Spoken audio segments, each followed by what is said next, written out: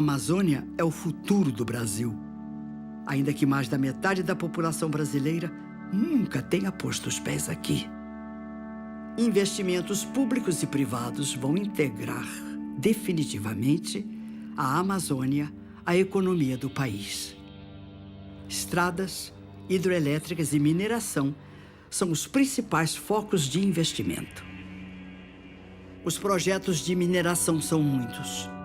Nos próximos 6 anos, a região receberá investimentos na ordem de 100 bilhões de reais e passará a fornecer ao Brasil itens estratégicos para a nossa economia: água, energia, minério, soja, carne e madeira.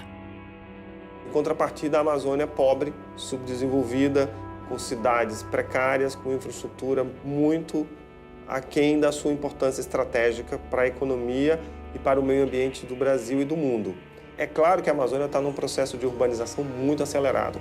A gente já tem 73%, muita gente acredita que a gente vai chegar a 80%, 85% de pessoas realmente morando nas cidades. Essa contradição faz com que cidades onde apenas 15% da população tem esgoto recebam obras de bilhões de reais que impactam definitivamente a vida local.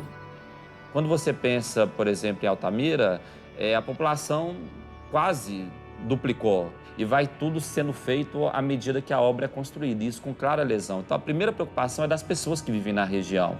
Um aumento absurdo dos preços, um aumento dos índices ruins de saúde e de segurança pública. Essas áreas se transformam em territórios federais, mas quando tem um problema, a polícia que é requisitada é a polícia militar do Estado. O serviço de saúde que tem que atender, que vai ser pressionado, é do Estado. A reprodução do padrão de hidrelétricas que se tem construído na Amazônia, a fazer da mesma forma, eu acho que não é o caminho para nós. Seja hidrelétrica, seja grande mineradora, não dá. Em Rondônia, as obras de 2 usinas hidrelétricas revolvem as águas do Rio Madeira. De um lado, um consórcio brasileiro liderado por Furnas. Do outro, um consórcio liderado pela francesa GDF Suez. Jirau é a 3ª maior usina do Brasil, é a 17ª usina do mundo e com certeza é a maior usina em número de turbinas que existe hoje em funcionamento no mundo. E hoje a gente tem em Jirau potência instalada versus área alagada, a gente está entre as 10 melhores usinas do ponto de vista ambiental no mundo. Apesar dos esforços para reduzir os impactos, as barragens atingiram a vida dos ribeirinhos e pescadores do Rio Madeira, o maior afluente do Amazonas. Não se tinha a estrutura e as casas que se tem hoje. Vivia-se em casa mais simples, mas a questão de renda era farta. O rio se encarregava de adubar e dar a melhor terra que se tinha para plantar. Você plantava melancia, você plantava macaxeira, milho. Se não tivesse essa barragem fosse feita, nós tínhamos nosso peixinho para comer, sobreviver a família da gente e para vender.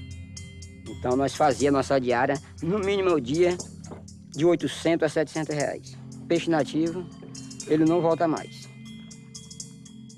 Jirau e Santo Antônio é produto disso, de estudos incompletos, de um licenciamento pouco rigoroso, que não pede do empreendedor, né, a cautela e a vigilância necessária e a qualidade necessária desses estudos, e de um judiciário que se assusta sempre com o discurso do apagão, né, com a possibilidade de ficarmos aí sem energia elétrica.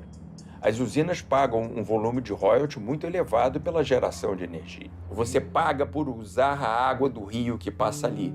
No caso de Jirau, nós temos 75 milhões ao ano de royalty a ser distribuído. 45% para o município de Porto Velho, 45% para o Estado, e os outros 10% entre União e uma série de outros órgãos públicos. Os custos ambientais de Jirau e Santo Antônio devem estar na casa de 2,5 bilhões de reais, em ações basicamente sociais. Eu acho que o importante é acabar com mitos nessa questão ambiental. Vamos deixar especialista falar. Não há dúvida que essas hidrelétricas são importantes para a produção de energia para o desenvolvimento do país. Agora, evidentemente, uma represa na Amazônia produz alterações muito grandes, interfere na biota aquática, interfere na biota terrestre, e interfere também no ciclo hidrossocial. O ciclo hidrossocial é a conexão entre as sociedades locais e regionais e a água.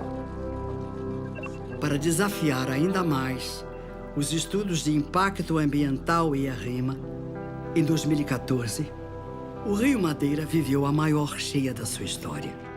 Triângulo, bairro central de Porto Velho, virou terra de ninguém. O que poderia ter sido feito melhor?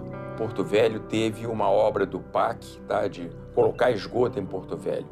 Só que ele entrou depois da usina e nunca conseguiu ainda ser implementada. Ou seja, o Estado tem que chegar um pouco antes do início do pico das obras, para dar todo um suporte. O que me causa perplexidade é que a gente, 40 anos depois de experiências com grandes projetos, a gente continua reproduzindo esse tipo de coisa. E aí você termina transformando a área numa área de profunda tensão. Aquilo que a gente no passado sentia, de que chegava, tirava a riqueza, não. Agora chega um monstro, desorganiza a vida aqui nossa e sobra o quê?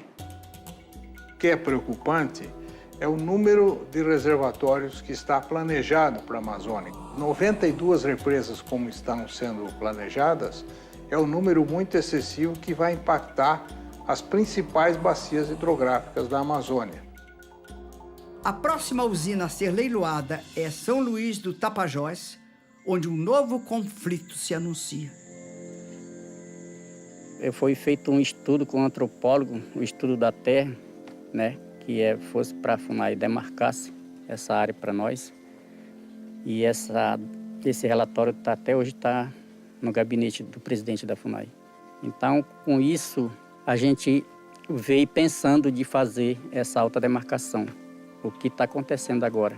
A gente não quer perder a floresta. A gente sabe que a usina, a barragem, ela vai anudar muito a nossa região.